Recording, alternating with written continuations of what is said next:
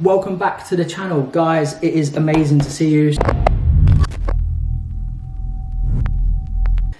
When to start charging? Inevitably, with all photography, there's going to be an element of what they call cutting your teeth or building a portfolio. Now that tends to be either assisting somebody or going about conducting free work. So you can build a portfolio so you can then pitch that portfolio to get additional work. Without a portfolio, you really have no value. Like, you know, people will judge you based on the quality of your work and the reputation your work's got and the people that you work with. So if you start to work with really big record labels, that will then be more attractive to other big record labels, other big venues, other big DJs.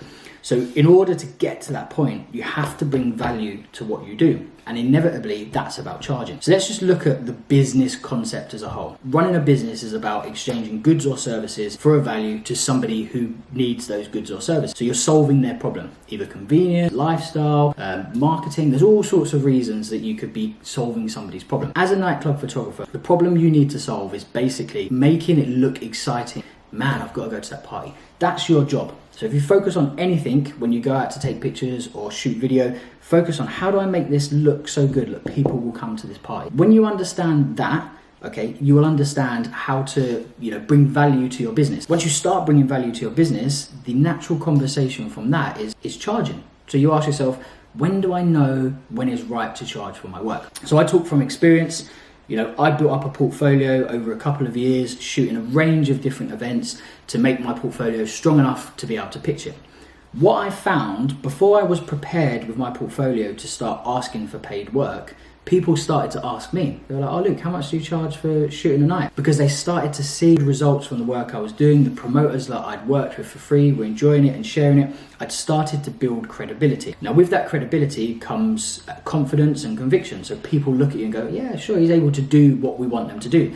And that is make the party look exciting. And people always have a bit of green-eyed monster. So if you do something free for one party and that party is starting to have a bit of success and their marketing assets look really exciting, another promoter will always be looking at what's going on and he'll identify this and he'll say to himself, I kind of need that for my party. Like I need a bit of that sauce basically to bring to my party. So then the conversation will be, how much do you charge? Like what's the terms and conditions for what you do? I honestly think when people start asking for your services, that's when you have to charge. Now, once you step into this domain, this environment, it all gets quite confusing from there.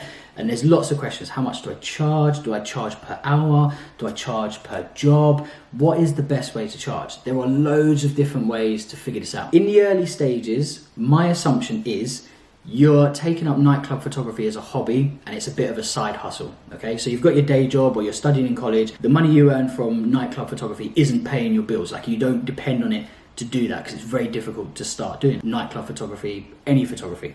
So it's pocket money effectively. So then you have to think, okay, right, what is acceptable as pocket money whilst adding value, making myself feel valued and also not sort of pricing myself out of the market or devaluing myself that people won't take it. So I would always say the best, when you reach this point of people asking you for work, start interacting with the community of nightclub photographers or portrait photographers or any photographer that shares the same genre. Because what you'll then do is start getting a benchmark for their prices. Then you can say, okay, right, based on my experience, this is how much I should charge for my work at this point. And as you get better and you acquire more equipment and you understand more about running a business, and this maybe turns from a side hustle to a full job, the prices you charge will go up. And that's an amazing thing. But in another video coming later, I will talk about, how to really make money and live as a photographer.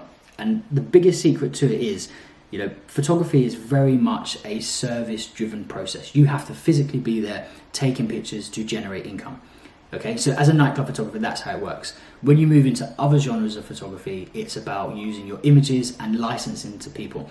So we'll talk about that in another video, but long story short, you only have a set amount of hours and days and time on this earth. If you have to trade that time for earning money, you're always going to be limited to the amount of money you can earn. So you have to think about creating other revenue streams to support yourself as a photographer. But anyway, we go back, I digress.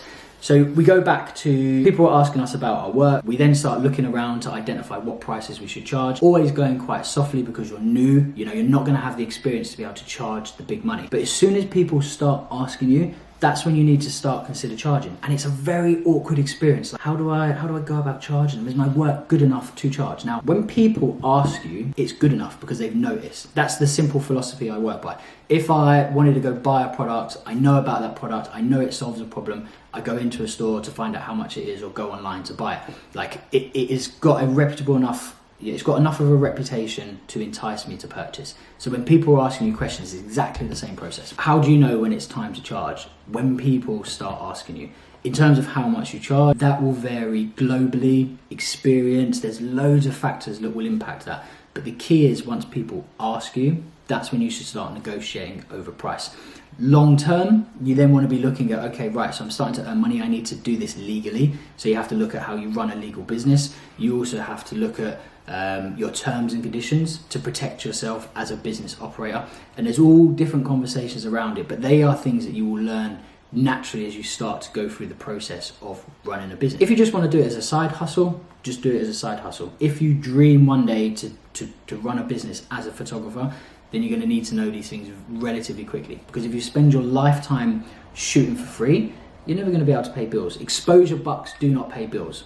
There is a lot you can do with exposure bucks, and you can be strategic about how to use free work or personal projects, but you have to basically earn enough money to be able to give yourself the freedom to do the free projects.